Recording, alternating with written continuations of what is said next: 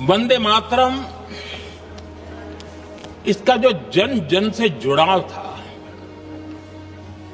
ये हमारे स्वतंत्र संग्राम की एक लंबी गाथा अभिव्यक्त होती है। आदरणीय अध्यक्ष जी, जब भी जैसे किसी नदी की चर्चा होती है, चाहे सिंधु हो, सरस्वती हो, कावेरी हो, गोदावरी हो, गंगा हो, यमुना हो, उस नदी के साथ एक सांस्कृतिक धारा प्रवाह, एक विकास यात्रा का धारा प्रवाह, एक जन जीवन की यात्रा का प्रवाह उसके साथ जुड़ जाता है। लेकिन क्या कभी किसी ने सोचा है कि आजादी जंग के हर पड़ाव, वो पूरी यात्रा वंदे मातरम की भावनाओं से गुजरता था, उसके तट पर पल्लवित होता था। ऐसा भाव काव्य शायद दुनिया में कहीं उपलब्ध नहीं होगा। आदरणीय अध्यक्ष जी,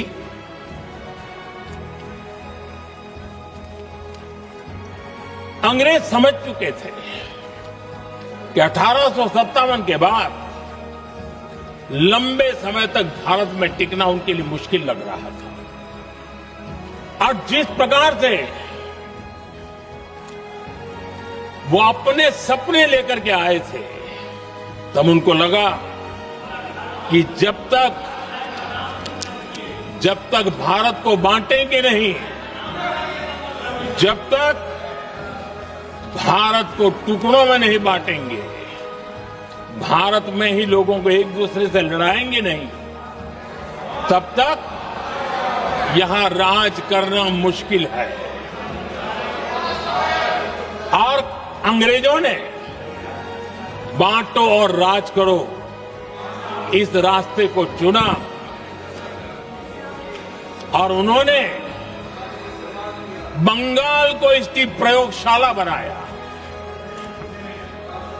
क्योंकि अंग्रेज भी जानते थे वो एक वक्त था जब बंगाल का बौद्धिक सामर्थ्य देश को दिशा देता था, देश को ताकत देता था, देश को प्रेरणा देता था। और इसलिए अंग्रेज भी चाहते थे कि बंगाल का ये जो सामर्थ्य है वो पूरे देश की शक्ति का एक प्रकार से केंद्र बिंदु है।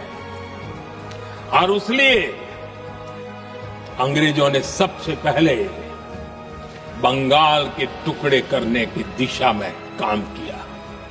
और अंग्रेजों का मानना था कि एक बार बंगाल टूट गया तो ये देश भी टूट जाएगा और वो यावत चंद्र दिवाकरो राज करते रहेंगे, ये इनकी सोच थी।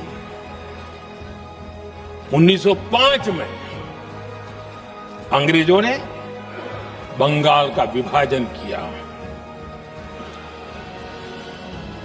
लेकिन जब अंग्रेजों ने 1905 में ये पाप किया तो वंदे मातरम चट्टान की तरह खड़ा रहा। बंगाल की एकता के लिए वंदे मातरम गली गली का नाद बन गया था और वही नारा प्रेरणा देता था। अंग्रेजों ने बंगाल विभाजन के साथ ही भारत को कमजोर करने के बीच और अधिक बोने की दिशा पकड़ ली थी। लेकिन वंदे मातरम एक स्वर एक सूत्र के रूप में अंग्रेजों के लिए चुनौती बनता गया और देश के लिए चट्टान बनता गया।